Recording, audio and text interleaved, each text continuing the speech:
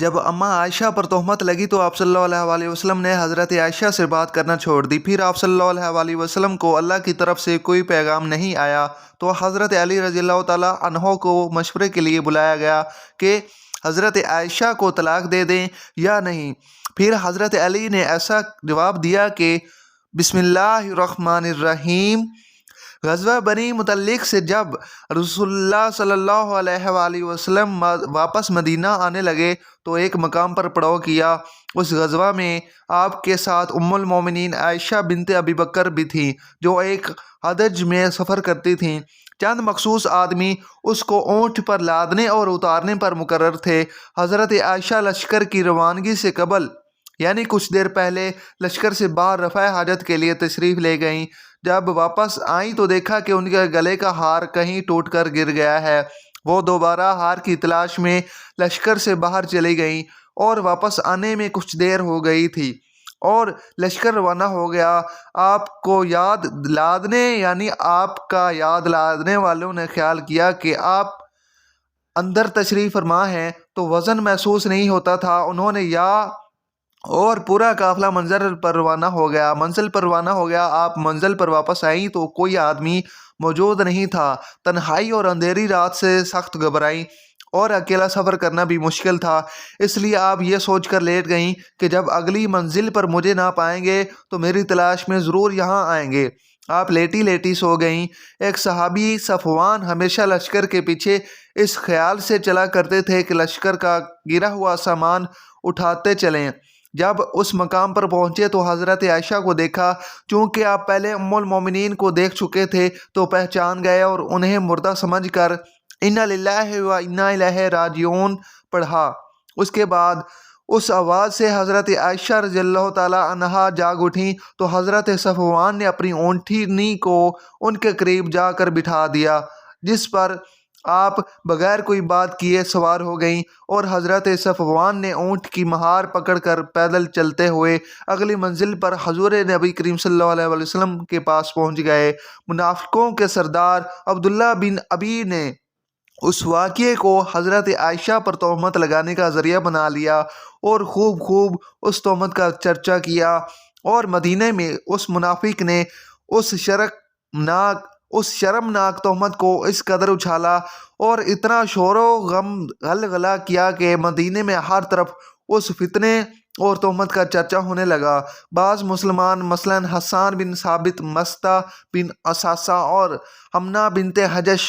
نے بھی اس تہمت کو پھیلانے میں کچھ حصہ لیا۔ حضور اقدس صلی اللہ علیہ وسلم کو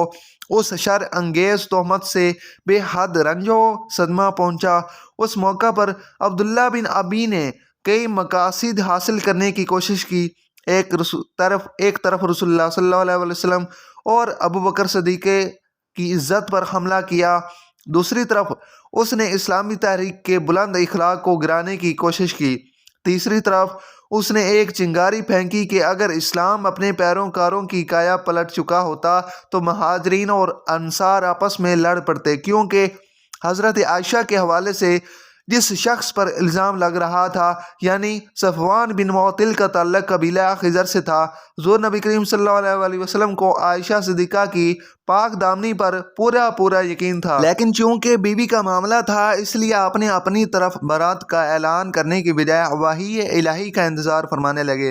اور اس درمیان میں اپنے مخلص اصحاب سے مشورہ کرنے لگے۔ حضرت عمر فاروق رضی اللہ تعالیٰ عنہ نے عرض کیا، یا رسول اللہ صلی اللہ علیہ وآلہ وسلم، منافق یقیناً جھوٹے ہیں اس لیے کہ جب اللہ تعالیٰ کو یہ گوارا نہیں ہے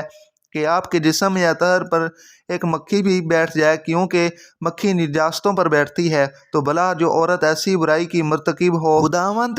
میں وہ کب اور کیسے برداشت فرمائے گا کہ وہ آپ کی زندگی میں رہ سکے۔ حضرت عثمان بن عفان نے کہا کہ یا رسول اللہ صلی اللہ علیہ وآلہ وسلم، جب اللہ تعالیٰ نے آپ کے سائے کو زمین پر نہیں پڑنے دیا تاکہ کسی کا پاؤں نہ پڑ سکے، تو بھلا اس معبود برحق کی غیرت کب گوارا کرے گی کہ کوئی انسان آپ کی زوجہ محترمہ کے ساتھ ایسی قباحت کا مرتکب ہو۔ حضرت علی بن ابی طالب نے یہ گزارش کی کہ یا رسول اللہ صلی اللہ علیہ وآلہ وسلم، ایک مرتبہ آپ کے نالین مبارک میں نجاست لگی تھی تو اللہ تعالیٰ نے جبرائیل کو بھیج کر آپ کو خبر دی کہ آپ کے نالین اقدس اتار دیں اس لیے ہی کہ عائشہ معاذ اللہ کہ اگر ایسی ہوتی تو ضرور اللہ تعالیٰ آپ پر وحی نازل فرما دیتا، آپ ان کو زوجیت سے نکال دیں۔ حضرت ابو ایوب انصاری نے جب اس تہمت کی خبر سنی تو انہوں نے اپنی بیوی سے کہا، اے بیوی سچ بتا، اگر صفوان بن اساس کی جگہ میں ہوتا تو یہ گمان کر سکتی تھی کہ میں حضور نبی کریم صلی اللہ علیہ وسلم کی حرم پاک کے ساتھ ایسا کرتا تھا؟ تو ان کی بیوی نے جواب دیا کہ اگر حضرت عائشہ کی جگہ میں رسول اللہ صلی اللہ علیہ وسلم کی بیوی ہوتی تو خدا کی قسم میں کبھی ایسی خیانت نہیں کر سکتی تھی، تو پھر حضرت عائشہ تو مجھ سے لاکھوں درجے بہتر ہے، اور حضرت صفوان جو تم سے بہتر ہے، بھلا کیوں کر ممکن ہے کہ یہ دونوں ایسی خیانت کر سکتے ہیں؟ جب رسول اللہ صلی اللہ علیہ وسلم نے حضرت بریرہ جو حضرت عائشہ کی مثل تھیں ان سے پوچھا، ان سے سوال کیا، تو انہوں نے عرض کی کہ یا رسول اللہ صلی اللہ علیہ وسلم، اس ذات پاک کی قسم جس نے آپ کو رسول برحق بنا کر بھیجا ہے کہ میں نے بی بی عائشہ میں کوئی عیب نہیں دیکھا۔ اتنی بات ضرور ہے کہ وہ ابھی کم سن ہے، وہ گوندا ہوا آٹا چھوڑ کر سو جاتی ہیں اور بکری ان کا گوندا ہوا آٹا آ کر کھا ڈالتی ہے۔ رسول اللہ صلی اللہ علیہ وسلم نے اپنی بیوی ام المومنین زینب بنت جحش سے دریافت فرمایا جو حسن و جمال میں حضرت عائشہ کے مثل تھی، یعنی ان کے مثل تھیں، تو انہوں نے قسم کھا کر یہ عرض کیا کہ یا رسول اللہ صلی اللہ علیہ وسلم، میں اپنے کان اور آنکھ کی حفاظت کرتی ہوں، خدا کی قسم میں نے تو حضرت بی بی عائشہ کو اچھی طرح ہی جانتی ہوں، میں اچھی طرح جانتی ہوں۔ ایک دن رسول اکرم صلی اللہ علیہ وسلم نے ممبر پر کھڑے ہو کر مسلمانوں سے فرمایا، اس شخص کی طرف سے مجھے کوئی معذور سمجھے گا یا میری مدد کرے گا جس نے میری بیوی پر بہتان تراشی کر کے میری دل آزاری کی ہے، خدا کی قسم میں اپنی بیوی کو ہر طرح سے اچھا مانتا ہوں، اور ان لوگوں یعنی منافقوں نے اس بہتان میں ایک ایسے مرد صفوان بن معطل کا ذکر کیا ہے جس کو میں بالکل اچھی طرح سے جانتا ہوں اور وہ بالکل ہی اچھا ہے۔ ام المومنین عائشہ صدیقہ رضی اللہ تعالی عنہا مدینے پہنچتے ہی سخت بیمار ہو گئیں۔ جب آپ کو مرض سے کچھ صحت ملی تو ایک رات ام مستح صحابیہ کے ساتھ رفع حاجت کے لیے صحرا میں تشریف لے گئیں، تو ان کی زبانی آپ نے اس دل خراش اور روح افسردہ خبر کو سنا جس سے انہیں بڑا دھچکا لگا اور شدت و رنج یعنی غم سے نڈھال ہو گئیں۔ چنانچہ آپ کی بیماری میں مزید اضافہ ہو گیا اور دن رات بالکل بلک بلک کر روتی رہیں۔ آخر جب آپ سے صدمہ برداشت نہ ہو سکا تو آپ صلی اللہ علیہ وسلم سے اجازت طلب کر کے اپنے والدین کے گھر چلی گئیں اور اس خبر کا تذکرہ اپنی ماں سے کیا۔ ماں نے تسلی دی مگر یہ برابر روتی رہیں۔ ایک دن رسول اللہ صلی اللہ علیہ وسلم اچانک تشریف لائے اور فرمایا، اے عائشہ، تمہارے بارے میں ایسی ایسی خبر اڑائی گئی ہے، افواہ پھیلائی گئی ہے، اگر تم پاک دامن ہو اور یہ خبر جھوٹی ہے تو ان قریب خداوند تعالیٰ تمہاری برات بذریعہ وحی اعلان فرما دے گا، ورنہ توبہ استغفار کر لو، کیونکہ جب کوئی خدا سے توبہ کرتا ہے اور بخشش مانگتا ہے تو اللہ تعالیٰ اس کے گناہوں کو معاف فرما دیتا ہے۔ حضور صلی اللہ علیہ وسلم کی یہ گفتگو سن کر حضرت عائشہ کے آنسو بالکل تھم گئے اور انہوں نے اپنے والد ابو بکر صدیق سے کہا کہ آپ نبی کریم صلی اللہ علیہ وسلم کا جواب دیجئے، تو انہوں نے فرمایا خدا کی قسم میں نہیں جانتا کہ حضور کو کیا جواب دوں۔ پھر انہوں نے ماں سے دینے کی درخواست کی تو ان کی ماں نے بھی یہی کہا۔ پھر خود حضرت بی بی عائشہ نے حضور کو یہ جواب دیا کہ لوگوں نے جو ایک بے بنیاد بات اڑائی ہے یعنی افواہ پھیلائی ہے اور یہ لوگوں کے دلوں میں بیٹھ چکی ہے اور کچھ لوگ اس کو سچ سمجھ سکتے ہیں۔ اس صورت میں اگر میں کہوں کہ میں پاک دامن ہوں تو لوگ آپ کو یعنی اس کی حقیقت نہیں کریں گے، اور اگر میں برائی کا اقرار کر لوں تو مذہب مان لیں گے، حالانکہ اللہ تعالیٰ جانتا ہے کہ میں اس الزام سے بری ہوں اور پاک دامن ہوں۔ حضرت یوسف علیہ السلام کے باپ حضرت یعقوب علیہ السلام جیسی ہی، لہٰذا میں وہی کہتی ہوں جو انہوں نے کہا تھا، یعنی یہ کہتی ہوئی انہوں نے کروٹ بدل کر منہ پھیر لیا اور کہا اللہ تعالیٰ جانتا ہے میں اس تہمت سے بری اور پاک دامن ہوں، اور مجھے یقین ہے کہ اللہ تعالیٰ ضرور میری برات کا ظاہر فرما دے گا۔ رسول اللہ صلی اللہ علیہ وسلم حضرت ابوبکر صدیق رضی اللہ تعالیٰ عنہ کے گھر میں موجود تھے اور ابھی تمام لوگ اپنی جگہ پر بیٹھے تھے کہ اچانک حضور صلی اللہ علیہ وسلم پر وحی نازل ہونے لگی، اور آپ پر نزول وحی کے وقت ہی بے چینی شروع ہو گئی۔ شدید سردی کے موسم میں آپ کے بدن مبارک سے پسینے کے قطرے ٹپکنے لگے۔ وحی اترنے کے بعد رسول اللہ صلی اللہ علیہ وسلم نے مسکراتے ہوئے فرمایا کہ اے عائشہ، تم خدا کا شکر ادا کرتے ہوئے اس کی حمد و ثنا کرو کہ اس نے تمہاری برات اور پاک دامنی کا اعلان فرما دیا۔ اور پھر آپ نے قرآن کی سورۃ نور میں 10 آیتوں کی تلاوت فرمائی، جو آیت نمبر 11 سے شروع ہو کر 20 پر ختم ہوتی ہے۔ ان آیات نزول کے بعد منافقوں کا منہ کالا ہو گیا اور ام المومنین عائشہ کی پاک دامنی کا آفتاب اپنی پوری آب و تحت کے یعنی آب و تخت کے ساتھ اس طرح چمک اٹھا کہ قیامت تک آنے والے مسلمانوں کے دلوں کی دنیا میں نور ایمان سے اجالا ہو گیا۔ حضور نبی کریم صلی اللہ علیہ وسلم نے مسجد نبوی میں ایک خطبہ ارشاد فرمایا اور اس کے بعد سورہ نور کی آیت تلاوت فرما کر مجمع عام کو سنا دی، اور تہمت لگانے والوں میں سے حضرت حسان بن ثابت،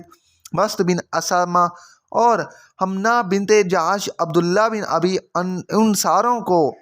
کم کسف کی سزا میں 80 درہے یعنی کوڑے مارے گئے۔ حضرت یوسف علیہ السلام پر الزام لگا تو ایک بچے نے ان کی پاک دامنی کی شہادت دی۔ حضرت مریم علیہ السلام پر تہمت لگی تو ان کی پاک دامنی کا اعلان ان کے بیٹے سے کروایا گیا۔ جب حضرت عائشہ رضی اللہ تعالیٰ عنہا پر تہمت لگی تو اللہ تعالیٰ نے خود 10 آیتیں نازل فرما کر آپ کی پاک دامنی ثابت کی۔ اب ان آیات کی تلاوت کرتی رہیں، دنیا تک ہوتی رہے گی۔ شارح بخاری علامہ کرمانی نے فرمایا ہے کہ حضرت بی بی عائشہ کی برات اور پاک دامنی قطعی یقینی ہے،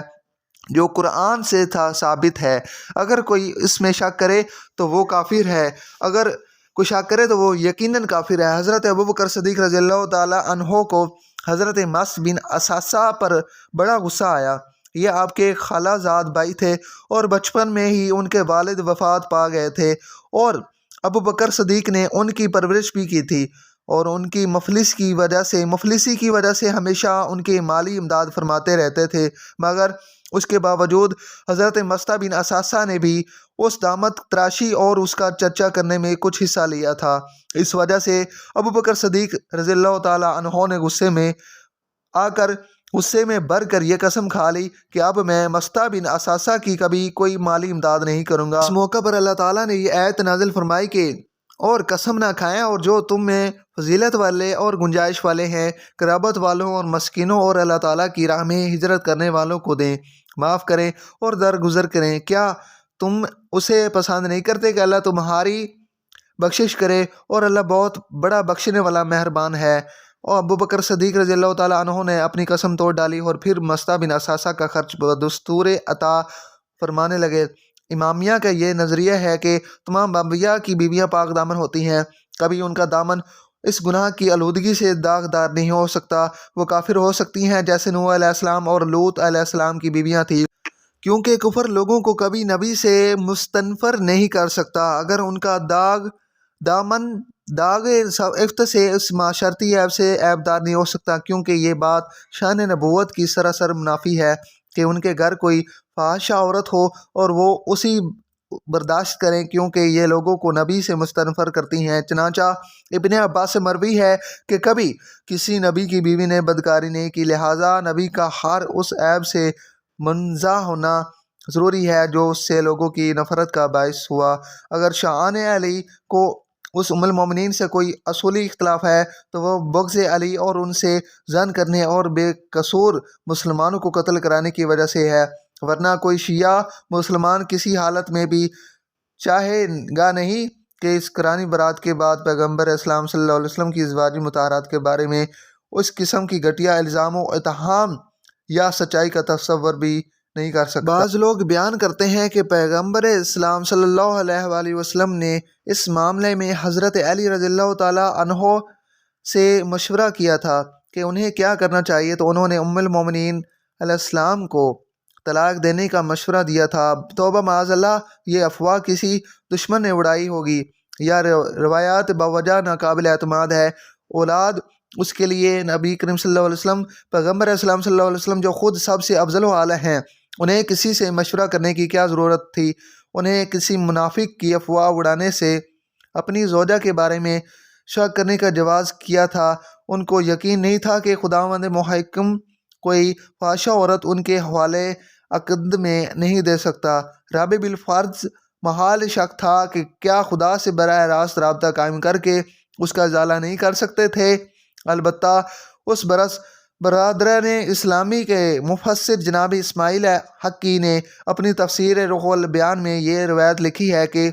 جب حضرت پیغمبر السلام صلی اللہ علیہ وآلہ وسلم نے اس سلسلے میں علی علیہ السلام سے مشورہ کیا تھا تو آپ نے کہا کہ جب آپ صلی اللہ علیہ وآلہ وسلم کا جوتا نجاست سے پاک ہے تو آپ کی زوجہ کس طرح اس نجاست سے آلودہ ہو سکتی ہے؟ تو اس پر حضرت صلی اللہ علیہ وآلہ وسلم خوش ہو گئے۔ اللہ پاک ہمیں اچھے اعمال کرنے کی توفیق عطا فرمائے اور ہمیں نیکوکاروں میں شامل کریں، آمین یا رب العالمین۔ ناظرین، اگر آپ کو ہماری یہ ویڈیو اچھی لگی ہے تو ہمارے چینل کو سبسکرائب کریں۔ اسی طرح آپ کو اچھی ویڈیوز دیکھنے کو ملتی رہیں گی۔ اگر آپ نے ابھی تک ہمارے چینل کو سبسکرائب نہیں کیا تو ابھی سے سبسکرائب کر لیں۔ ملتے ہیں ہم ایک اچھی ویڈیو میں، تب تک کے لیے اپنا اور اپنے گرد و نواح کا خیال رکھیے۔ ملتے ہیں، اللہ حافظ۔